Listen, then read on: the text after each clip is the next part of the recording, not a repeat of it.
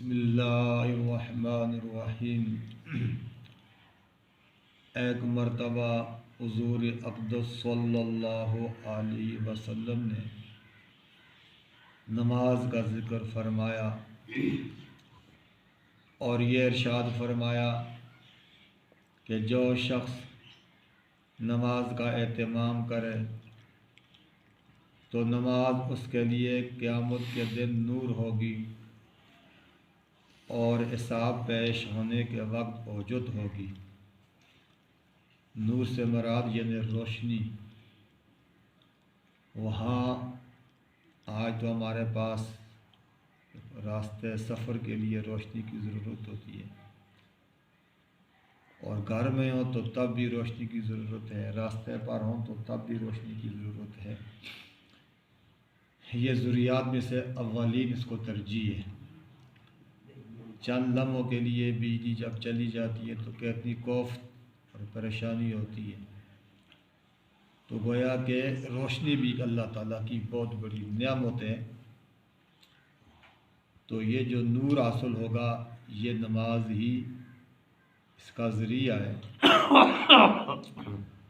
اور یہ نجات کا بھی سبب ہے، یعنی انسان کی کامیابی کا، بخشش کا بھی سبب ہے۔ اور جو شخص نماز کا اہتمام نہ کرے اس کے لیے قیامت کے دن نہ نور ہوگا اور نہ اس کے پاس کوئی حجت ہوگی یعنی دلیل، اور نہ نجات کا کوئی ذریعہ۔ اس کا حشر فرعون، حامان اور امیہ بن خلف کے ساتھ ہوگا۔ استغفر اللہ۔ آج کون شخص ہے جو یہ کہے کہ میرا کسی کافر کے ساتھ تعلق ہو؟ ہم مسلمان ہیں، کوئی مسلمان بھی کسی کافر کے ساتھ تعلق پیدا کرنے کو پسند نہیں کرتا، اس کے ساتھ غمی خوشی کرنے کو پسند نہیں کرتا، لیکن یہ بے نماز نہ پڑھنے والا اس کا تعلق جو ہے ان کافروں کے ساتھ ہو۔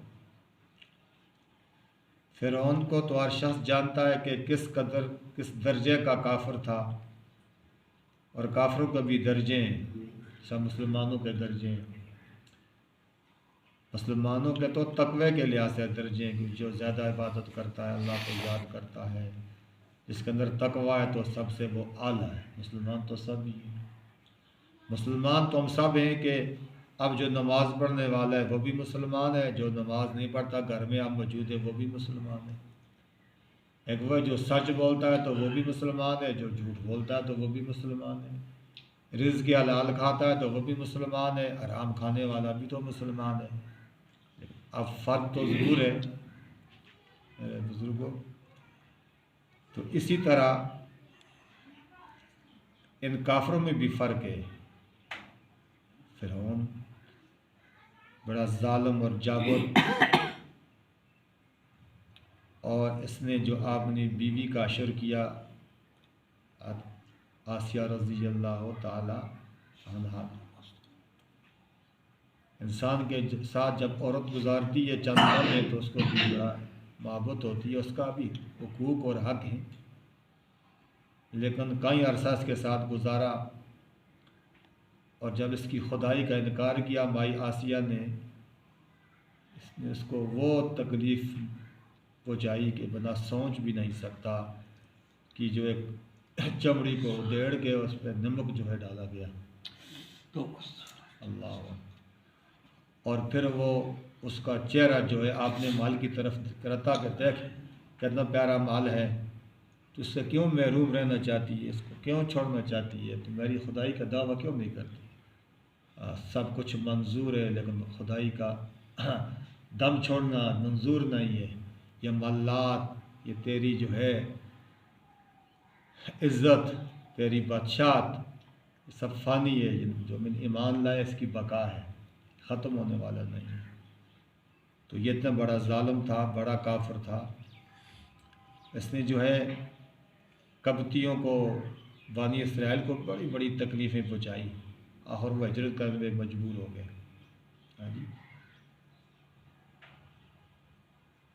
تو اسی طرح یہ بہت ظالم تھا۔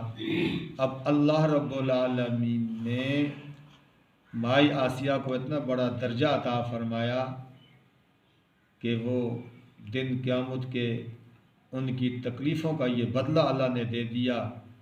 इससे बड़ा और क्या बदला हो सकता है कि नबी पाक सल्लल्लाहु अलैहि वसल्लम के साथ धोखा होगा। कितनी बड़ी माई आसिया की अज़मत और शान है। किस वजह से मिली? दीन पे कुर्बानी और उस जालिम के जुल्म को बर्दाश्त करने के बाद।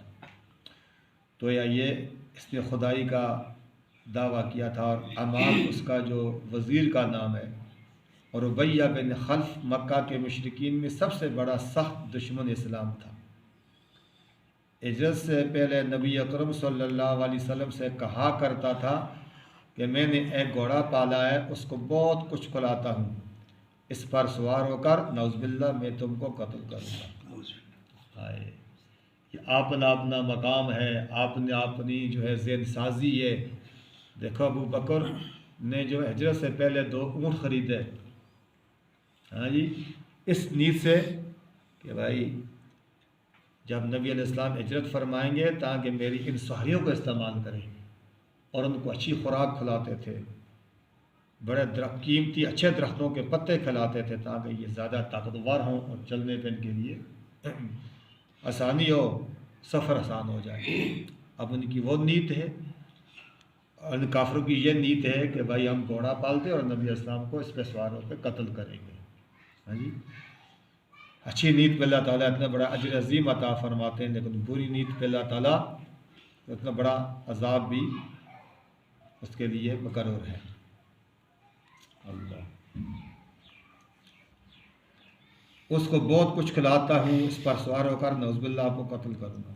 हुज़ूर अकरम सल्लल्लाहु अलैहि वसल्लम ने एक मरतबा से फरमाया था कि इंशाअल्लाह मैं ही तुझको कत्ल करूँगा।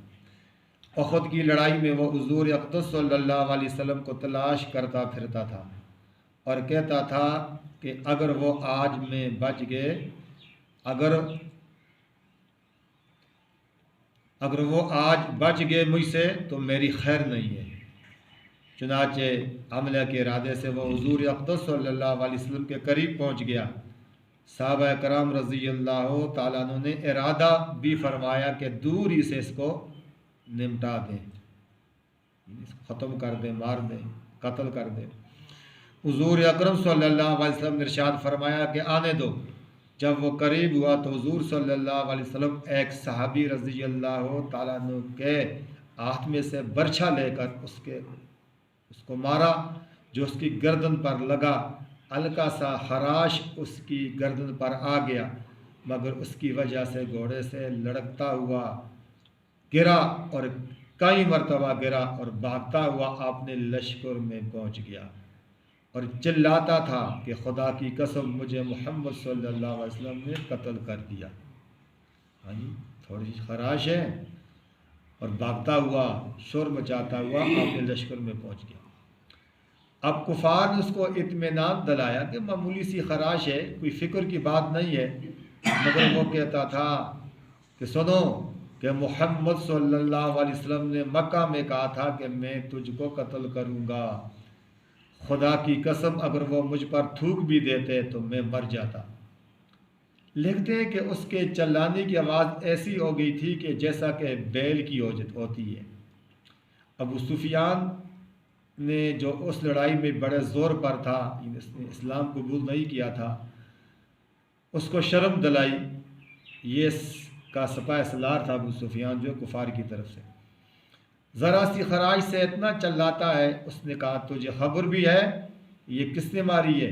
ये मोहम्मद सल्लल्लाहु अलैहि वसल्लम की मार है। मुझे इससे जिस कदर तकलीफ़ हो रही है, लात और उज़्ज़ा और 2 मशहूर बुतों के नाम है कि इनकी कसम अगर ये तकलीफ़ सारे एजाज वालों को तकसीम कर दी जाए, यानी मक्के वालों को, तो सब के सब क्या हो जाए, हलाक हो जाए।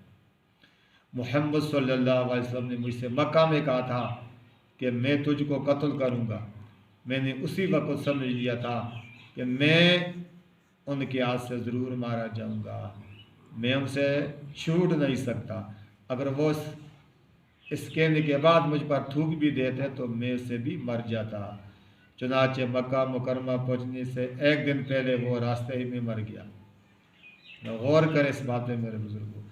ہم مسلمانوں کے لیے نہایت ہی غیرت اور عبرت کا مقام ہے کہ ایک کافر، پکے کافر اور سخت دشمن کو تو حضور صلی اللہ علیہ وسلم کے ارشادات کی سچے ہونے کا اس قدر یقین ہو کہ اس کو آپ نے مارے جانے میں ذرا بھی شک اور شبہ نہ تھا. لیکن ہم لوگ حضور صلی اللہ علیہ وسلم کو نبی ماننے کے باوجود، حضور صلی اللہ علیہ وسلم کو سچا ماننے کے باوجود، حضور صلی اللہ علیہ وسلم کے ارشادات کو یقینی کہنے کے باوجود، حضور صلی اللہ علیہ وسلم کے ساتھ محبت کے دعوے کے باوجود، حضور صلی اللہ علیہ وسلم کی امت میں ہونے پر فخر کے باوجود کتنے ارشادات پر عمل کرتے ہیں، اور جن چیزوں میں حضور صلی اللہ علیہ وسلم نے عذاب بتائے ان سے کتنا ڈرتے ہیں، کتنا کامتے ہیں. یار شخص کو اپنے ہی گریبان میں منہ ڈال کر دیکھنے کی بات ہے. کوئی دوسرا کسی کے متعلق کیا کہہ سکتا ہے میرے بھائی؟ یہ بڑی غور کی باتیں، یہ جو صبا کے واقعات سنائے جاتے ہیں تاکہ ہمارے اندر محبت پیدا ہو جائے. اور کفار جو تھے وہ نبی کے دشمن تھے، اور مسلمان تو نبی کو چاہنے والے، آپ سے محبت کرنے والے. نبی علیہ السلام کے ایک ایک جو ہے عمل سے میرے بزرگوں جنت جو ہے، آپ کے کی سنت پر عمل کرنے سے اللہ پاک نے ہمارے لیے جنت رکھی ہے. یہ بڑی بڑی نعمتیں جو جنت میں اللہ نے آپ ہی کے صدقے ہمیں عطا ہوں گی. یہ جنت کا سکون، قبر کی راحت جو ہمیں وہ آپ علیہ السلام کی سنت کے صدقے ہم نے عمل نہ کیا، صرف اپناتے رہے، مناتے رہے، اپنایا نہ. تو منانے اور اپنانے میں فرق ہے میرے بزرگوں. مانتے تو سب ہی ہیں، اور یعنی مشرکین مکہ بھی تو آپ کی عقائد کی وجہ سے مخالفت کرتے تھے، آپ کو تو مانتے تھے، سات و برامین مانتے تھے، یہ بات موجود ہے، لیکن آپ کو اپناتے نہیں تھے، آپ کی سنت پہ عمل نہیں کرتے تھے، آپ کے طریقے کو ناپسند کرتے تھے. تو اس لیے وہ ناکام ہوئے. اس لیے ہمیں چاہیے آپ کو مانے بھی، آپ کی زندگی کو اپنائیں اور ہر معاملات کو اپنی زندگی میں لائیں. میرے بزرگوں کو دنیا میں بھی کامیابی ہے، اللہ نے آخرت میں تو یقینی کامیابی رکھی ہے. اللہ کے میں سے زیادہ عمل کی توفیق عطا فرمائے.